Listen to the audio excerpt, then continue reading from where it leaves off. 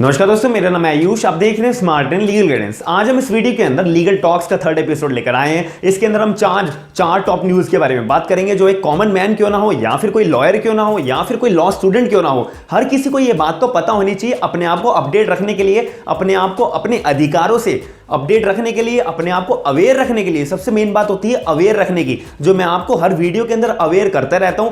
आपकी भी एक ड्यूटी होनी चाहिए कि आप इस वीडियो को लाइक और ज्यादा से ज्यादा शेयर जरूर करिए और लोगों से बोलिए कि इस चैनल को सब्सक्राइब जरूर करिएगा। सबसे पहले हम बात करते हैं सेक्शन 357A का क्लॉज 4 जो सीआरपीसी के अंदर हमारे को मेंशन करा हुआ है। इसके लिए केरला हाई कोर्ट ने कल बहुत अच्छी एक अपडेट दी है कि सेक्शन 357A यानी कि 357A क्लॉज 4 जो है सीआरपीसी का, वो एक सब्सटेंशियल लॉ है, वो प्रोसीजरल लॉ नहीं है। अब इसके पीछे बात क्या थी? एक केस था 2009 के अंदर, जिसके अंदर कोई भी एक बंदे का रोड एक्सीडेंट हो जाता है, और रोड एक्सीडेंट जब हो जाता है और जिस बंदे ने रोड एक्सीडेंट किया होता है यानी कि जो एक्यूज होता है, अगर उसका ट्रेस या फिर उसको आइडेंटिफाई पुलिस नहीं कर पाती है due to the any reason, तो इस केस के अंदर जो बंदे का एक्सीडेंट हुआ है यानी कि जो विक्टिम पार्टी है, भाई उसके लिए तो बहुत दिक्कत की बात है ना, और ना ही उसका कोर्ट में मैटर चढ़ा है। तो ऐसे केस के अंदर वो जो विक्टिम पार्टी है वो अपने आप को क्या कर सकती है बचाने के लिए, यानी कि जो विक्टिम पार्टी या फिर उसका जो लीगल हेयर्स है, मान लो अगर कोई एक्सीडेंट के तौर पे वो बंदा मर गया, तो विक्टिम पार्टी के तौर पे बचा कौन? लीगल हेयर्स बचे हैं उस विक्टिम के।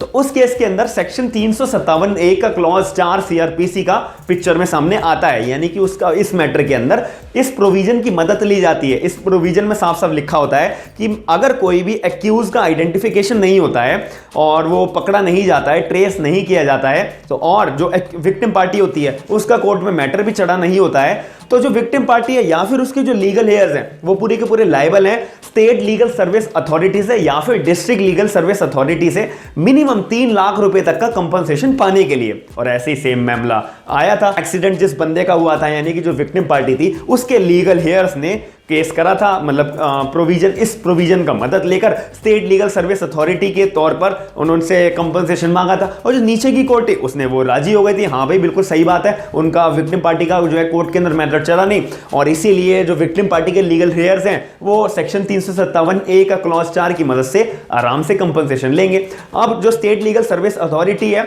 वो मतलब एग्री नहीं हुई, उन्होंने चैलेंज करा। वो 3,03,000 रुपए की रकम बैठी थी जो उनको पे करनी थी स्टेट लीगल सर्विस अथॉरिटी को। किसको? विक्टिम पार्टी को। 3,03,000 रुपए की रकम डिसाइड हुई थी। फिर जो ये चैलेंज करा, जो ऑर्डर पास कर रहा था नीचे के कोर्ट ने, स्टेट लीगल सर्विस अथॉरिटी ने ऊपर गई केरला हाई कोर्ट के पास, वो मैटर आया। तो जो केरला हाई कोर्ट ने जब मैटर आया तो केरला हाई कोर्ट ने साफ ये बात बोली कि नहीं भाई, जो 357A का क्लॉज 4 जो प्रोविजन वो बिल्कुल सही है, सब्सटेंशियल प्रोविजन है। कोई भी विक्टिम पार्टी या फिर विक्टिम पार्टी के लीगल हेयर्स आराम से लीगल सर्विस अथॉरिटी से जो है कंपनसेशन क्लेम कर सकते हैं मिनिमम 3,000 रुपए का, और ये पूरे का पूरा पे करना होगा। ये पहली की पहली न्यूज आपको समझ में आ गई है। दूसरी बात आती है कि Jammu and Kashmir high court जो है उसने साफ साफ एक बात बोली है कि जो विक्टिम होता है, विक्टिम भले ही माइनर क्यों ना हो, विक्टिम भले ही माइनर क्यों ना हो, कोई भी मैटर का केस हो, रेप विक्टिम क्यों ना हो या फिर कोई भी अदर विक्टिम्स क्यों ना हो, उनके पास पूरा अधिकार होता है कि वो एक्यूज के ऊपर जो एलिगेशंस लगाए गए हैं कोर्ट ने, तो वो किस तरीके के एलिगेशंस लगे हैं, कौन सी कन्विक्शन हुई है, या तो जो एक्यूज है वो बाहर तो नहीं है, पैरोल से बाहर तो नहीं आ रखा, या फिर पार्डन तो नहीं मिली हुई, या फिर कोई भी अलग तरीके का रिडम्पशन तो नहीं मिला हुआ, या तो वो फरार तो नहीं है अपने एरिया से। तो ये सारी जानकारी जो है, कोई भी माइनर विक्टिम हो या फिर कोई भी मेजर विक्टिम हो, पूरा का पूरा Jammu and Kashmir high court ने साफ बोला है कि भाई उनका अधिकार होता है, वो अधिकार बिल्कुल भी छीना नहीं जाएगा। यानी कि कोई भी माइनर विक्टिम अगर चाहता है कि भाई सारी की सारी इंफॉर्मेशन उसको मिलनी चाहिए एक्यूज के रिगार्डिंग, तो पूरी की पूरी मिलेगी, वो फंडामेंटल राइट है। तो इसीलिए ये सारी की सारी बातें जो है कौन से प्रोविजन के अंदर भी लिखी हुई है, एक गाइडलाइंस भी इशू करी गई थी ministry of women and child development की तरफ से अंडर सेक्शन 39, और ये गाइडलाइंस नंबर 2.2 का सेकंड पार्ट के अंदर ये सारी की सारी गाइडलाइंस लिखी हुई थी। और इसी बात को जम्मू एंड कश्मीर ने ऑफिशियली तौर पे, जम्मू एंड कश्मीर के हाई कोर्ट ने ऑफिशियली तौर पे डिक्लेयर करा था। अब तीसरी बात आती है जो बहुत थोड़ी सी कॉन्टेक्स्ट से बाहर है। इसका मतलब यह है कि जो अर्नब गोस्वामी ने, उन्होंने जो एक साजिश रची थी किसके साथ?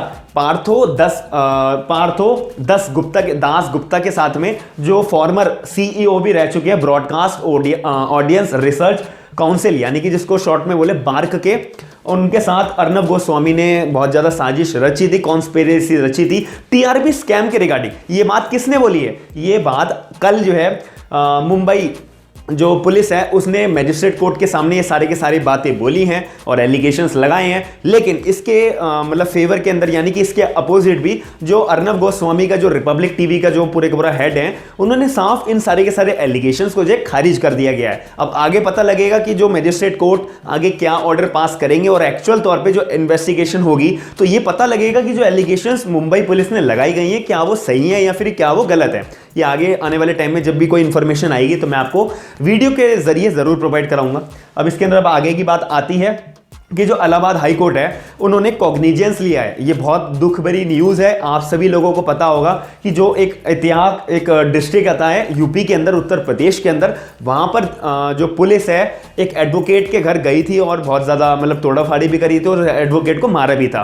तो इस वजह से सारे के सारे बार काउंसिल जो हैं उन्होंने चीफ जस्टिस ऑफ इंडिया को भी, chief justice of Allahabad high court को भी लेटर लिखा था कि भाई आप जो कॉग्निजेंस लीजिए इस केस के रिगार्डिंग। जैसे कि सुप्रीम कोर्ट बार एसोसिएशन ने भी लेटर लिखे थे, दिल्ली बार एसोसिएशन ने भी लेटर लिखे थे और भी अलग अलग यूपी बार एसोसिएशन ने भी लेटर लिखे थे chief justice of high court को भी, इलाहाबाद हाई कोर्ट को भी और चीफ जस्टिस ऑफ इंडिया को भी। आप इस मैटर के रिगार्डिंग कॉग्निजेंस लीजिए, क्योंकि ये बहुत दुख भरी बात है कि किसी एडवोकेट के साथ ऐसा बुरा हुआ है और प्रैक्टिसिंग एडवोकेट के साथ में एक केस के दौरान ऐसा बुरा हुआ है और इनके जो गैजेट्स थे, लैपटॉप्स थे, वो भी सीज कर लिए गए थे।